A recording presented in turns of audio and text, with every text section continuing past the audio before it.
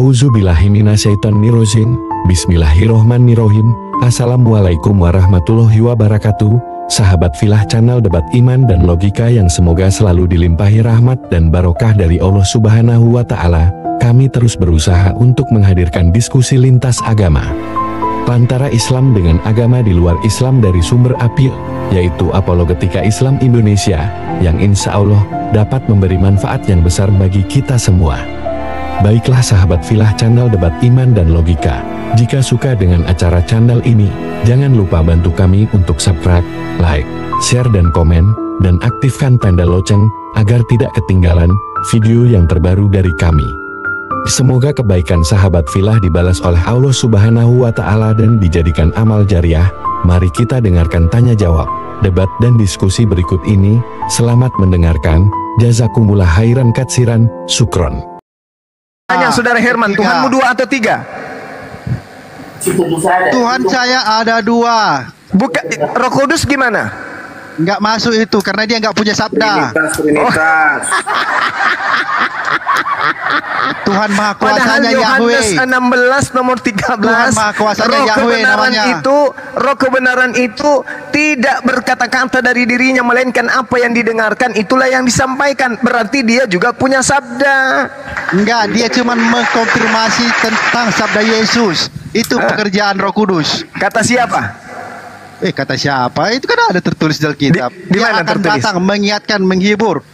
Mengingatkan perkataan yang pernah aku ucapkan kepadamu. Itu Roh Kudus. Jadi yang mana ucapan yang pernah diingatkan? Yesus. Mana ucapan Roh Kudus itu? Mana Yahweh, ucapannya? itu yang punya sabda. Mana ucapan Roh Kudus yang Anda katakan bahwa ketika ia datang? Untuk lebih jelasnya cuma baca Yohanes 17 ayat 3. Ketika ia datang, dia akan mengingatkan kepadamu tentang perkataan-perkataan yang pernah aku ucapkan kepadamu. Berarti Roh Kudus itu bersabda. Mengingatkan tentang sabda Yesusnya. Ya, mengingatkan berarti dia bersabda. Ya, bukan sabda yang berbeda. Roh Kudus itu harus Kalau diverifikasi bukan sabda dengan yang perkataan berbeda, Yesus. dengar, kalau bukan sabda yang berbeda, lalu siapa yang bersabda kepada orang Kristen untuk menyembah Yesus? Tuyul. Ayat Alkitab lah, Injil lah. Siapa yang bersabda kepada orang-orang Kristen sehingga menyembah Yesus? Tuyul. Matius 8 lah cuma. Gak usah diperintahkan. Loh, udah tahu sendiri lah. kenapa? Siapa yang memerintahkan kemudian orang Kristen menyembah anak orang? Pasti alasannya Roh Kudus. Tuyul. Enggak. Lalu siapa yang memerintahkan kalian menuhankan 16 Yesus? hingga 20. Siapa yang memerintahkan kalian menyembah Yesus? Gak perlu Yesus bilang sembah aku, gak usah. Ya, justru karena itu kalian akan diusir. Karena itu kalian diusir. Di bumi telah diberikan padaku, itu sudah cukup. Tapi Yesus mengajarkan menyembah siapa? Yesus mengajarkan menyembah atau tidak? Enggak perlu diajarkan, hanya saya dia bilang tanya, segala Yesus kuasa. mengajarkan menyembah atau tidak? Enggak perlu. Yesus mengajarkan menyembah atau tidak? Enggak perlu dikatakan sembah aku, enggak perlu. Saya tanya, Yesus mengajarkan menyembah atau tidak? Ya mengajarkanlah. Nah, mengajarkan menyembah kepada siapa? Kepada dia juga, kepada sang Bapa juga. Matius 8 baca. Itu kan mengajarkan juga, itu artinya segala kuasa telah diberikan kepadaku. Itu kan jadi mengajarkan. Mana nya sejumlah ini cara apa? Makanya segala kuasa yang ada di dunia dan ada di langit diberikan kepadaku. Buktinya? Iya. Buktinya apa? Buktinya apa kalau dia diberi kuasa? Melakukan banyak mujizat. Mujizat itu Iblis mujizat itu diterangkan oleh Yesus dalam Yohanes 5 nomor 36. Segala mujizat yang aku lakukan adalah membuktikan bahwa aku adalah utusan, bukan membuktikan aku adalah Tuhan. Ayo. Memang utusan dia, memang utusan. Makanya kenapa Anda Tuhan kan? Kalau dia utusan kenapa Anda sembah? Kalau Anda akui dia utusan kenapa Anda sembah? Tuhan Mesias, bro. Bentar Bang Gema, buktinya adalah ya. Lucu. Tuhannya 2, Yesus juga Tuhan katanya. Yesus akan datang ke dunia kedua kali. Ya, bantah. 2 kali atau 1000 kali? Yesus akan datang ke dunia 2 kali atau 1000 kali? Karena datang ke Paulus, datang kepada Paulus ketika Paulus menulis Filipi, datang kepada Paulus ketika Paulus menulis Galatia, datang kepada Paulus ketika dia menulis Timotius, datang kepada Paulus ketika Paulus menulis surat-suratnya yang lain, Filemon, Efesus, Filipi, Kaliki, Kaluku, Padale, Pararang, nan Remaneng datang. Jadi jangan kau katakan cuma 2 kali. Kecuali Anda menjadi pengikut Yesus yang mengatakan 2 kali saja datang baru betul. Kalau 2 kali saja Yesus datang, hapuskan semua Bible dan surat-surat Paulus. Itu kalau Anda akui Yesus datang hanya 2 kali. Kenapa? Karena Yesus datang nanti kedua kalinya di akhir zaman. Maka orang yang mengatakan Yesus datang pada saat Paulus ada di Damsik itu yang datang kepada Paulus itu bukan Yesus tapi roh jahat. Mau bukti? Ya, itu berupa cahaya, Juma, ya. Itu berupa cahaya, bukan berupa langsung cahaya. Yesus datang ke dunia. Sementara Yesus Tetapi melalui cahaya. Sementara Yesus mengatakan, buka jangan ayatnya. kau percaya. Yesus mengatakan, jangan kau percaya ketika ada orang yang mengatakan bertemu dengan aku. Sebab kedatanganku nanti ditandai dengan cahaya yang terlontar dari timur sampai ke barat. Itu maksudnya kedatangan secara supranatural, kan, Juma. Secara supranatural. Iya. Kacau. Itu dalam penghukuman, itu seperti itu, ya. Dalam penghukuman itu seperti itu. Yesus mengatakan, justru ayat itu waspadalah menunjukkan kepada bahwa Yesus pembinasa tetap keji. Matius 24 nomor 15. Pembinasa keji itu mengaku bertemu dengan Yesus di padang gurun, mengaku bertemu Yesus di dalam penjara. Siapa dia? Dajjal lah itu, Dajjal. Dajjal. Alhamdulillah Anda akui Paulus sebagai Dajjal. Masya Allah. Kalau itu kau diragukan, Juma. Alhamdulillah Anda sudah mengakui Paulus itu Dajjal. Ya, Masya iyalah, Allah. mengaku Mesias itu Dajjal. Alhamdulillahirabbil alamin. Jadi Anda sudah mengakui nggak ada nama Allah di Alkitab, Juma. Yang ada nama Allah di dalam kitabmu, di dalam Matius 10 nomor 34 di situ tertulis Allah. Allah artinya hanya. Bacalah. Mazmur 10 nomor 7 ada namanya Allah. Sumpah serapah. Baca OJB, Juma, OJB biar jelas. Apa? Ketika iblis mencoba Yesus, Yesus menghardiknya mengatakan sembahlah Allah saja. Kalau di OJB itu Hasem. Siapa yang salah? Siapa yang salah? Saya atau kitab Anda? OJB baca biar jelas itu Hasem. Tidak ada Hasem di situ, kucluk, penipu, pendusta, pembohong. Indonesia pakai kata Allah. Tidak ada Hasem di situ. Dia Hasem. Penipu tak ada, yang ada Theos. Kau bilang di Injil Allah. Allah itu cuma generic title di LI, di apa? Di Alkitab kita. Penipu. juga itu dihapus. Sekarang saya tanya, dari mana ambil kata Allah? Dari Kristen Arab lah, bukan dari Muslim, dari Kristen Arab. Dari Kristen Arab. Oh, berarti kitab Anda diterjemahkan ke dalam bahasa Arab atau ke dalam bahasa Indonesia? Tai ayam kering panas bagus kok Isa. Mengambil serapan dari Arab. Sekarang saya tanya, kitabmu titipan Belanda itu diterjemahkan ke dalam bahasa Arab atau ke dalam bahasa Indonesia? Tai ayam panas kok ambil ke baluri muka. Saya tanya sekali lagi. Penjajah Belanda mewariskan kitab berupa Bible itu. Dengar. Dari bahasa Inggris, dari bahasa Batak, bahasa Jawa, masuk semua ke bahasa Indonesia. Dengar. Kitabmu yang dititipkan, yang diwariskan penjajah Belanda itu diterjemahkan ke dalam bahasa Indonesia atau ke dalam bahasa Arab? Ambil teh ayam panas pakai baluri. Menurut lo berfungsi otaknya. Menurut lo apa? Jawabannya apa? Jawabanmu apa? Menurutmu apa? Nenekmu kiper, ngapain tanya saya? Itu kan kitabku. Itu kitab warisan penjajah Belanda untuk kau, untuk saudaraku ini. Sekarang pertanyaan saya, diterjemahkan ke dalam bahasa Arab atau diterjemahkan ke dalam bahasa Indonesia? Ambil tak ayam panas, olesin matamu supaya matamu berfungsi dengan baik baca Bible. Mana jawabanmu? Bahasa Indonesia itu kaya dengan unsur serapan. Kalau bahasa Indonesia, kenapa ada kata Allah di dalam di kitabmu? Bahasa Inggris pun kalau bahasa Indonesia juga, Arab. Jangan bicara sendiri. Kalau kitabmu diterjemahkan dalam bahasa Indonesia, kenapa ada kata Allah di dalam? Cuma nggak ada nama Allah di Alkitab kami. Itu adanya Elohim Yahweh. Kau mau tipu semua orang Kristen di Indonesia? Kamu mau bodoh-bodohi orang Kristen seluruh Indonesia yang nyata mereka punya Bible dan ada kata Allah di dalam. Kamu mau bohongi mereka? Mending kau ambil teh ayam panas baluri mukamu supaya otakmu berfungsi. Demikian. Jangan teh ayam lah bang. Seharusnya skincare design yang dibaluri ke muka. Oh iya betul. Kenapa ya mereka diskusi itu hanya sekedar apa ya, asal ngomong aja gitu loh. Aduh. Hati-hati Bang Suma habis makan bawang dodol. Energiku berlipat 1020 kali. Menurut dokter tadi pagi saya diperiksa, tenaga saya itu supranatural. Dia mengalahkan tentara Romawi. Hati-hati kalian. Buset. Tentara Romawi itu pembunuh Tuhan loh. Oh, saya lebih hebat kata dokterku tadi. Saya makan bawang hitam 3 biji dalam sehari, ditambah lagi madu dari barat. Wih, mantap sekali. Pantesan Bu Rasmi itu mendengar suaranya Banyuma tergopo-gopo dia. Terpogo-pogo. Akhirnya dia tabrak pagar. Ya Ibu Mora Rambe, lanjutin aja, apalagi Bang? Ya terakhir. Ya silakan. Oke, saya mau tanya dulu Bang Juma ya. Ada Bang Juma kan selalu bilang. Bicara tentang orang lagi ngomong, Bu Rasmi. Iya, ini masih pembahasan yang tadi. Bang Juma kan selalu bilang Yudas yang disalibkan. Di mana ayatnya Yudas disalibkan di Alkitab? Galatia 1 nomor 13. Galatia 13 nomor 13. Galatia 1 nomor 13. Baca.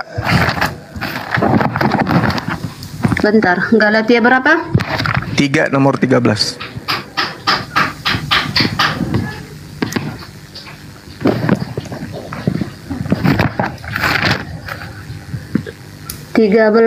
Kristus telah menebus kita.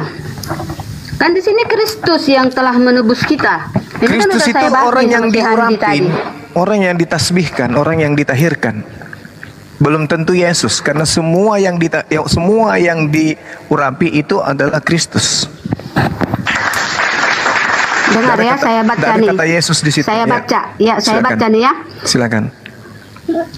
Oke, tadi kau katakan yang diurapi. Emang ada selain Yesus yang disalibkan orang benar? Orang benar yang disalibkan selain Yesus siapa gitu? Di mana ada tradisi menurut firman Tuhan orang benar disalibkan itu di mana perintahnya, Cak Ayu? Cak Ayu. Ya, oke. Dimana? Karena memang nggak ada, makanya dengar ayat 13 ini kan berkata demikian.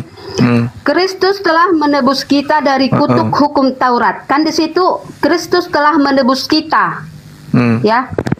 Di sini Kristus telah menebus kita dari kutuk hukum Taurat dengan jalan menjadi kutuk. Karena ada tertulis. Karena kita sebab tertulis, terkutuklah orang yang digantung pada kayu salib. Yesus Kristus telah membuat ini supaya di dalam Dia berkat Abraham sampai kepada bangsa-bangsa lain. Kata siapa itu? Kata siapa? Kata siapa Bu Darni? Bu Rasmi? Bu Rasmi.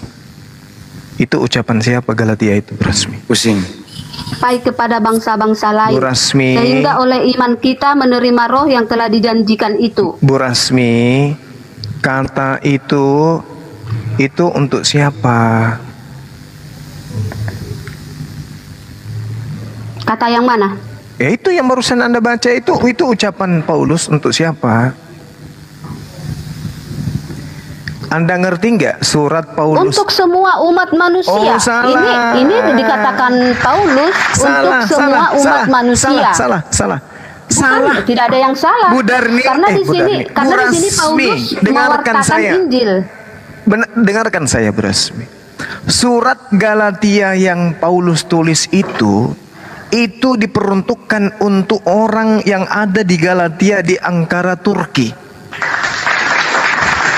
Ya, kan di situ dia mewartakan Injil, kan? Di situ dia memberitakan mana Galatia ditulis Yesus untuk orang Indonesia itu mana tulisannya? Tolong tunjukkan kepada saya. Karena surat memang Galatia ditulis Paulus untuk orang yang ada di Turki, di Ankara sana. Paulus bukan tidak untuk orang sampai ke Indonesia. Paulus tidak sampai ke Indonesia. Paulus menulis surat Galatia itu untuk orang yang ada di Ankara Turki, bukan orang yang ada di Indonesia, bukan untuk ente Pade. Ya. Itu diambil oleh tentara Romawi pada saat konsili. Surat Paulus itu diambil dan dijual sampai ke Indonesia. Padahal surat itu hanya ditulis untuk orang yang ada di Ankara Turki. Baca Galatia 1. Bagaimana Paulus menulis surat-surat Galatianya untuk orang-orang yang ada di Turki sana. Hati-hati. Itu yang pertama. Ya, bentar Juma. Di sini kan Paulus mewartakan Injil bukan ke Galatia saja, tetapi dia mewartakan Injil juga ke Filipi, ke Tesalonika, betul. Dan kalau ke Yunani. surat Filipi itu untuk orang yang ada di Yunani. Paham saya, hafal saya. Iya, karena memang Paulus tidak sampai ke Indonesia. Iya, makanya surat-surat itu bukan untuk ente. Kalau Anda berbicara kemudian Kolose itu ditulis untuk orang yang ada di Frigia Utara, Laodikia. Anda berbicara mengenai Korintus itu ditulis untuk orang yang ada di Korinta, tengah selatan Yunani. Nah, terus mana untuk orang Indonesia? Bentar ya Juma, ada di Markus 16 ayat 15 ya. Yang saya tanya Galatia, yang saya tanya Galatia. Di sini yang saya tanya Galatia ini ditulis untuk siapa? Dor. Yang saya tanya Galatia ini untuk siapa? Paulus memang pada masa itu di Galatia, tetapi ada perintah Yesus yang mengatakan, pergilah ke seluruh dunia, beritakanlah Injil kepada segala makhluk. Injil yang diberitakan ke seluruh dunia. Injilnya apa? Injilnya apa? Bukan Galatia. Hati-hati bernarasi, Bu. Itu memang Paulus datang ke Galatia, datang ke Tesalonika, datang ke Filipi, dia bersurat. Datang ke Bang Handi boleh Yunani, bacakan Bang Handi Galatia 1, Bang Handi. Memang Paulus tidak sampai ke Indonesia. Anda sudah mengakui, bukan dia katakan memang Paulus Paulus tidak. Paulusnya menuliskan surat untuk orang-orang yang ada pada tempat di mana surat itu pergi, di Ankara, Turki. Itu dijelaskan itu. Ayo. Gimana dong? Ada perintah Yesus untuk memberitakan Injil ke seluruh dunia. Iya, perintah beritakan Injil, bukan perintah memberitakan Galatia. Jadi itu memberitakan Injil itu dilakukan oleh Belanda di Indonesia. Ya ampun ya Karim, pede kali orang ini. Memberitakan. Dan kita bukan baca Markus 1. Dan kita bukan bicara sendiri dia. Ya dengar dulu. Dan kita dari tadi kamu bilang orang Kristen selalu menuruti orang Belanda. Begitu bahasamu selalu aku dengar ya kan. Penerusnya. Agama Anda kan agama warisan dari Belanda. Anda mau menangis darah pun membantah, itu fakta. Apa sih? Siapa yang mewariskan agama Kristen di Indonesia ini? Yesus. Mimpi aja lu.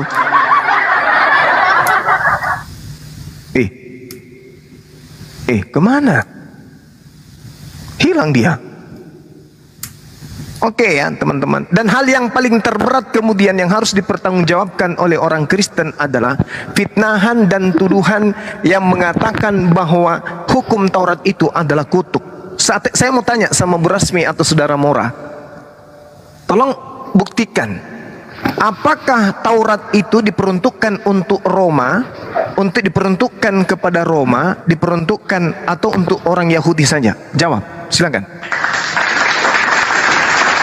Alkitab itu, Injil itu diperuntukkan untuk seluruh umat manusia. Jangan pakai cara Paulus. Manusia loh. Nah, inilah kacau sekali nih.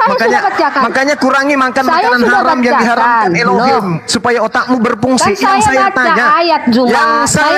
tanya, hukum Taurat itu untuk siapa? Hukum Taurat itu untuk siapa? Hukum Taurat itu hukum Taurat itu untuk orang Israel ya. Untuk orang Israel. Yahudi. Untuk orang Yahudi. Diam dulu. Tenangkan dulu suasana hatimu. Hukum Taurat itu untuk orang Yahudi. Berarti kalau hukum Taurat itu dibatalkan, berarti hukum Taurat itu dibatalkan untuk siapa?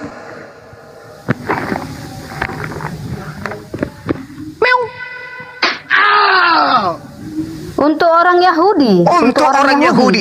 Berarti di dalam Galatia 3, Kristus telah menebus kita dari kutuk hukum Taurat dengan jalan menjadi kutuk karena kita. Sekarang ketika Yesus menjadi kutuk karena hukum Taurat, Yesus kutuk karena hukum Taurat, berarti Yesus terkutuk untuk siapa?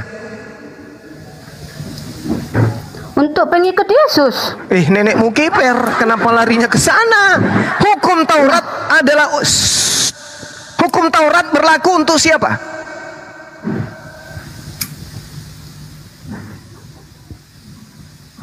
Untuk orang Yahudi. Untuk orang Yahudi. Kalau orang di luar Yahudi tidak melakukan hukum Taurat, dikutuk atau tidak?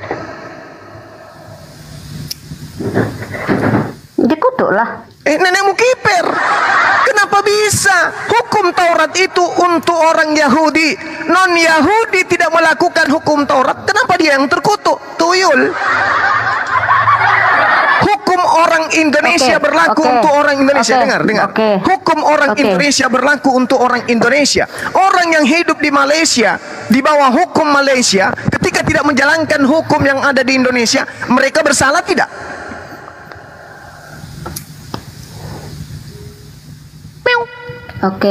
Bersalah tidak? Gini ya. Jawab dulu, bersalah tidak? Ya. Jawab dulu, bersalah tidak? Ya, bersalah. Tetapi harusnya kau mengerti. Harusnya kau mengerti, Juma. Harusnya kau mengerti. Diam. Harusnya kau mengerti zaman Taurat ke zaman Perjanjian Baru. Sudah 2000 tahun ya. Orang Malaysia, otak dibuka. Zamannya zaman apa gitu loh. Orang Kristen di zaman apa? Orang Taurat di zaman apa gitu ya. Yang gila itu kamu. Walladzina amanu wa ma yakhda'una illa anfusahum wa ma yasurun. Kata Al-Quran, orang Kristen itu ingin menipu Allah, ingin menipu orang-orang beriman, tapi sesungguhnya mereka hanya menipu diri mereka sendiri. Ini buktinya. Ditanya, hukum Indonesia, undang-undang peradilan yang ada di Indonesia, ketika tidak dijalankan oleh orang Malaysia, apakah orang Malaysia itu kena hukum? Jawaban si Rasmi ini dikena hukum. Ya sudah, arahkan semua polisi ke Malaysia, tangkap rakyat Malaysia karena tidak menjalankan Undang-Undang Dasar 45. Koclok. Dasar tuyul. Udah Juma. Kamu paham tak? Belum. Dengar. Pahami dulu. Ya, saya tanya. Benarkan dulu otakmu. Hukum yang ada di Indonesia ketika dilanggar orang yang ada di Malaysia sana, mereka melanggar hukum atau tidak? Karena Alkitab untuk seluruh dunia, bukan untuk orang Indonesia dan Malaysia. Nenekmu kiper, kau itu suka sekali nipu kau. Kamu itu perpanjangan tangan setan yang suka menyesatkan manusia. Untuk seluruh umat di dunia. Kamu itu mabuk. Mabuk agama kau itu. Mabuk agama. Agamanya orang, hukumnya orang, kau ambil semua. Kau babat habis hukum Taurat itu untuk diri kau. Turun. Najis terlalu penyakit ini, penyakit di Indonesia ini, penyakit. Orang gila kayak gini penyakit. Inilah saudara moral orang-orang Kristen kalau berdiskusi, kalau tidak pakai sistem Paulus, pakai sistem setan, itu pasti menyesatkan, menipu, licik, membodohkan, merendahkan. Itu dia. Ini tanda-tanda. Kenapa Al-Quran mengatakan bahwa yang mereka sembah itu adalah setan? Karena memang nampak dalam kehidupannya, terlihat perilaku mereka seperti setan. Al-Quran mengatakan, Suyina lilladina kafarul hayatud dunya wa yaskharuna minal ladina amanu walladina taqaw fawqahum yaumal qiyamah. Ini Al-Quran mengatakan, kehidupan dunia dijadikan terasa indah oleh orang-orang yang kafir, dan mereka menghina orang-orang yang beriman, padahal orang-orang yang bertakwa itu berada di atas mereka pada hari kiamat. Ini yang diterangkan oleh Al-Quran. Mereka si Rasmi menganggap indah apa yang disampaikan dia tadi itu.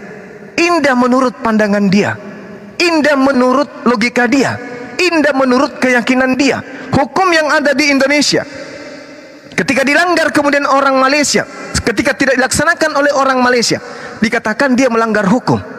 Berarti polisi Indonesia harus ke Malaysia menangkapi orang-orang Malaysia karena tidak menjalankan amanat Pancasila. Inilah yang saya tanya, mengapa kemudian Galatia ini dianggap sebagai kutukan? Kalau hukum Taurat ini hanya untuk Bani Israel dan itu adalah kutukan, maka ketika Yesus mati di atas tiang salib, maka Yesus mati di atas tiang salib melepaskan kutukan hukum Taurat untuk siapa?